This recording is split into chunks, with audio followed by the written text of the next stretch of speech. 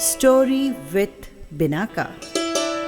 सुनिए कहानी बिनाका की जुबानी।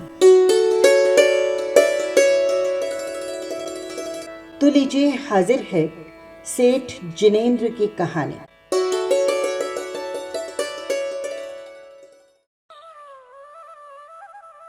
ये कहानी है सेठ जिनेंद्र की, जिन्होंने सम्यक दर्शन के उपगुहन अंग का पालन किया था।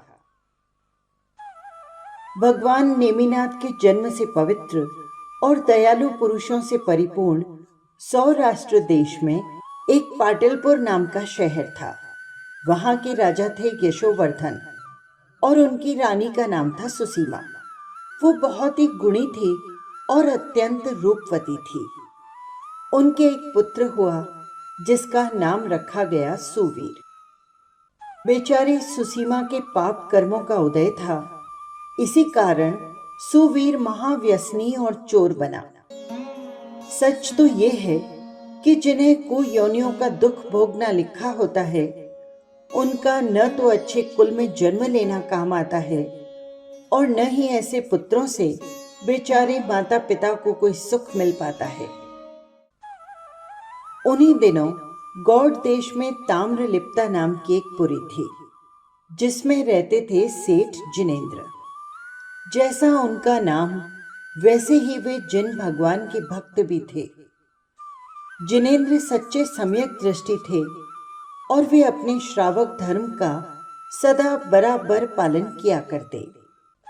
उन्होंने बड़े बड़े विशाल जिन मंदिर बनवाए, बहुत से जीर्ण मंदिरों का उद्धार किया, जिन प्रतिमाएं बनवाकर उन्होंने उनकी प्रतिष्ठाएं करवाई और चारों संघों को खूब दान दिया और उनका खूब आदर सत्कार किया। सम्यक दृष्टि शिरोमणि भक्त जिनेंद्र का महल 7 मंजिल का था। उन्होंने अपने महल के अंतिम मंजिल पर एक बहुत ही सुंदर जिन मंदिर का निर्माण किया। मंदिर में प्रभु पार्श्वनाथ की एक बहुत मनोहारी और रत्नमयी प्रतिमा को विराजित किया। उस पर 3 छत्र लगे थे, जो कि रत्नों से बने हुए बड़े ही शोभायमान थे। उन छत्रों में एक वैंडूर्य मणि नाम का अत्यंत कांतिमान और बहुमूल्य रत्न लगा था, जो कि हीरे पन्ने से भी अधिक मूल्यवान था।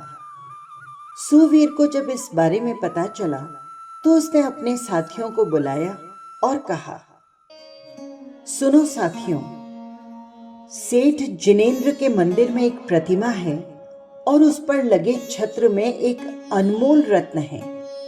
क्या तुम में से कोई भी उसे लेकर आ सकता है? ये सुनते ही उनमें से सूर्य नाम का एक चोर बोला, अरे ये तो बड़ी साधारण सी बात है। यदि वो रत्न इंद्र के सर पर भी होता तो मैं उसे क्षण भर में ला सकता था।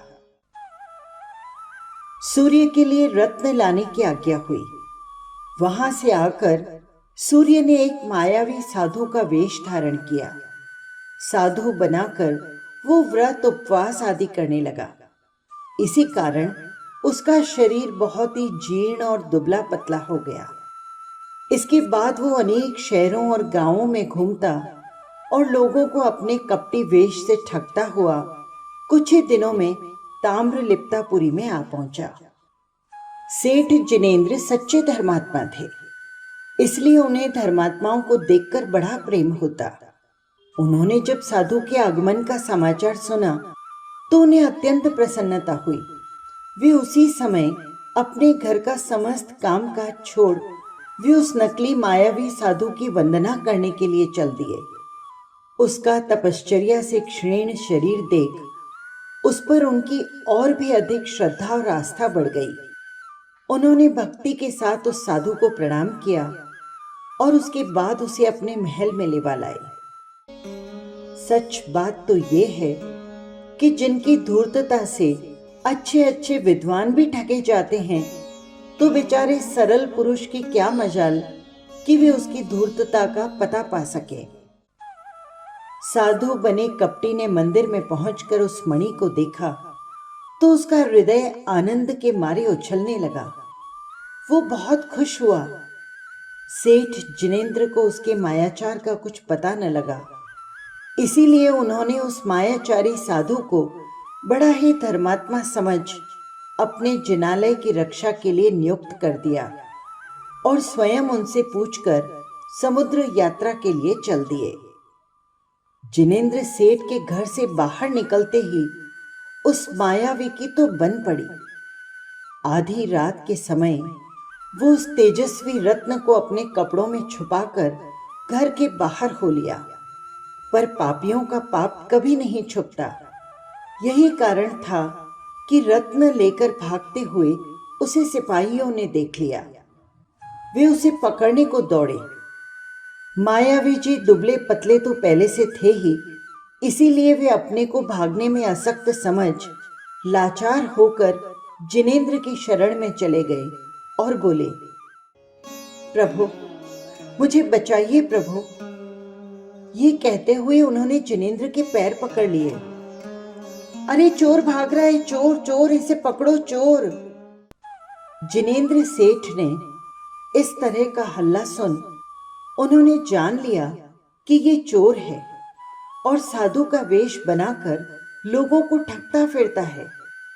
सारी बात समझ में आ जाने पर भी सम्यक दर्शन के निंदा के डर से जिन भक्त जिनेंद्र ने उस मायावी को पकड़ने आए सिपाहियों को रोका और कहा, आप लोगों को बिल्कुल भी समझ नहीं है, आपने बहुत बुरा किया जो एक तपस्वी को चोर बता रहे हैं। रत्न तो ये मेरे कहने पर यहाँ पर लेकर आए हैं। क्या आप ये भी नहीं जानते कि ये बड़े ही सच्चरित्र साधु हैं? आगे से ध्यान रखिए।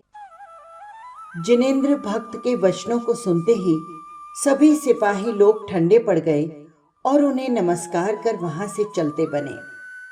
जब सब सिपाही चले गए तो जिनेंद्र ने उस मायावी से रत्न लेकर एकांत में उससे कहा, बड़े दुख की बात है कि तुम ऐसे पवित्र वेश को धारण कर उसे ऐसे नीच कर्मों से लजा रहे हो। क्या तुम्हारा ये करना उचित है? याद रखो, ऐसे अनर्थों से तुम्हें कुगतियों में अनंत काल का दुख भोगना पड़ेगा। शास्त्रकारों ने पापी पुरुषों के लिए कहा है, जो पापी लोग न्याय मार्ग को छोड़कर और पाप के द्वारा अपना निर्वाह करते हैं, वे संसार समुद्र में अनंत काल तक दुख भोगते हैं। ध्यान रखो कि अनीति से चलने वाले और अत्यंत तृष्णावान तुम जैसे पापी लोगों का बहुत ही जल्दी नाश होता है।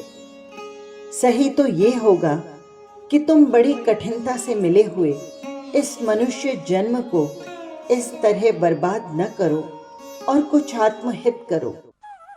इस प्रकार की शिक्षा देकर सेठ जिनेंद्र ने उन्हें वहां से रवाना कर दिया। इसी प्रकार सभी भव्य पुरुषों को दुर्जनों के मलिन कर्मों से निंदा ना हो, ऐसे प्रयास कर सम्यक दर्शन की रक्षा करनी चाहिए। जिन भगवान का शासन पवित्र है, निर्दोष है, उसे जो सदोष बनाने की कोशिश करते हैं वे मूर्ख हैं, उन्मत्त हैं।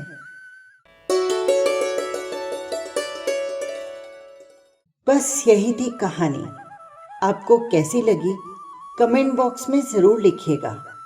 और हाँ, यदि आपने चैनल को सब्सक्राइब नहीं किया है तो कर लीजिएगा, जिससे हर कहानी सीधे पहुंच सके आप तक। फिर मिलेंगे किसी नई कहानी के साथ। जय जिनेंद्र।